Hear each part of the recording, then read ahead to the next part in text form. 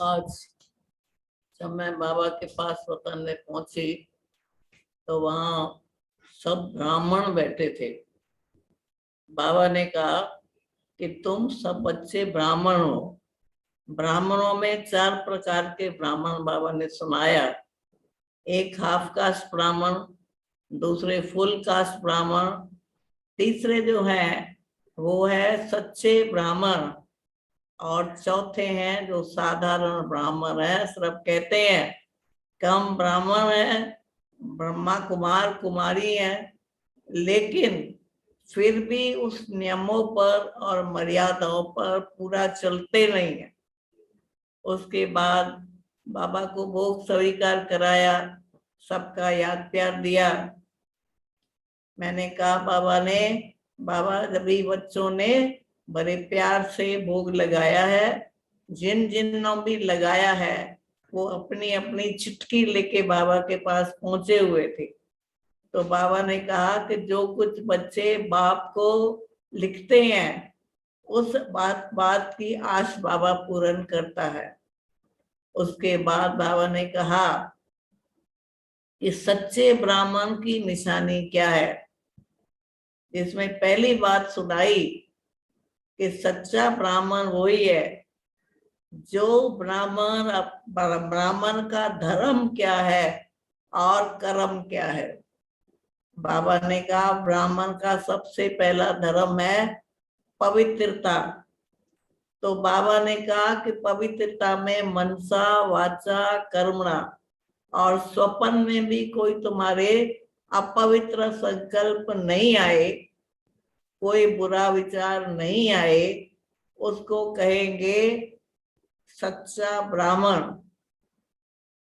दूसरा बाबा ने कहा हाफ कास्ट तो आप समझते ही हो कि उधर भी बुद्धि है इधर भी बुद्धि है। कभी भक्ति में जाते हैं, कभी ज्ञान में आते हैं, कभी बाबा कहते हैं पुराने संस्कारों के वशीभूत होते हैं, कभी फिर ब्राह्मण के संस्कारों में आ जाते हैं। और फुल कास्ट का मतलब वही है कि जो पूरे नियमों पर चलते हैं। तो बाबा ने कहा सच्चे सच्चे जो ब्राह्मण है उनकी यही निशानी है। बाबा ने कहा कि चाहे पवित्रता के लिए कितना भी सहन करना पड़े, कुछ भी तुमको सामना करना पड़े, तो बाबा ने कहा भक्ति में भी कहते हैं दर्द पड़िए धर्म न छोड़िए। कुछ भी हो जाए लेकिन अपने धर्म को नहीं छोड़ना है, क्योंकि तुम्हारा धर्म है ही पवित्रता। पवित्रता के बल से ही तुम इस ज्ञान मार्ग में चलते हो और विश्व को भी पावन बनाते हो। और बाबा ने कहा कर्म क्या है।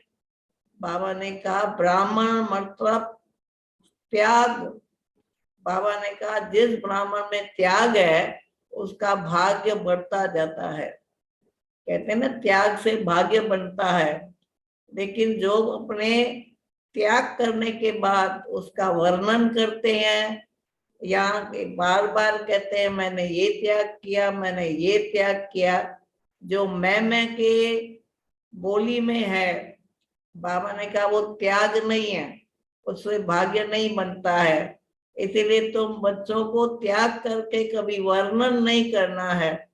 कभी भी बाबा ने कहा कि ये नहीं मैंने ये किया मैंने ये किया, बाबा ने कहा नहीं, उस त्याग से तुम्हारा भाग्य नहीं बनता, तो तुम हो त्यागी और भाग्यशाली बच्चे।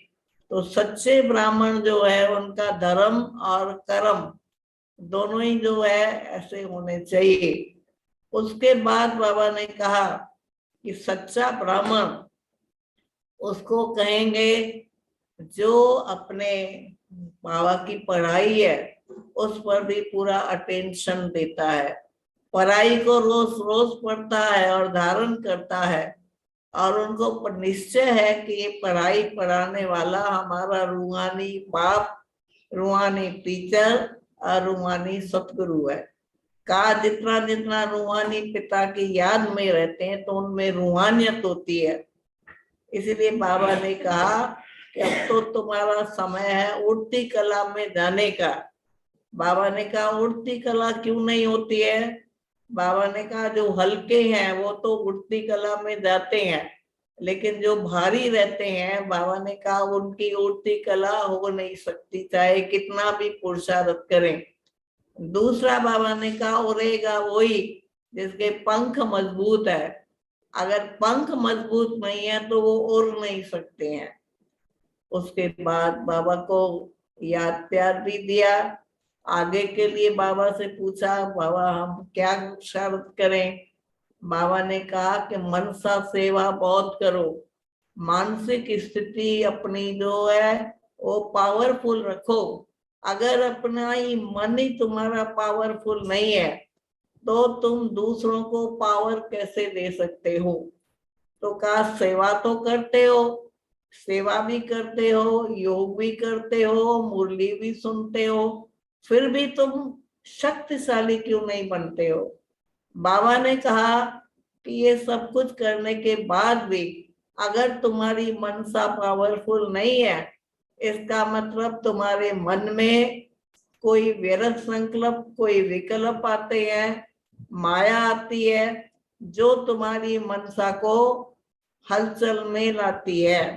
तो कहा इस बात का ध्यान रखो कि हमारी मनसा में कभी भी माया आए, लेकिन उस माया से डरना नहीं है, घबराना नहीं है, और उसके कारण उसके हलचल में नहीं आना है। यही विशेष पुरुषार्थ करो कि अपनी मनसा पावरफुल रखो और मनसा की सेवा करो। तो इसके बाद बाबा ने सभी बच्चों को दृष्टि दी, जो भी बैठे थे। बाबा ने कहा कि बच्चों को मैं दृष्टि देता हूँ कि बच्चों की अवस्था ऊंची रहे, क्योंकि तुम्हारी मंजिल बहुत ऊंची है। फिर बाबा ने सबको याद प्यार दिया, दृष्टि दी और फिर उसके बाद छुट्टी दे दी। ओम शांति।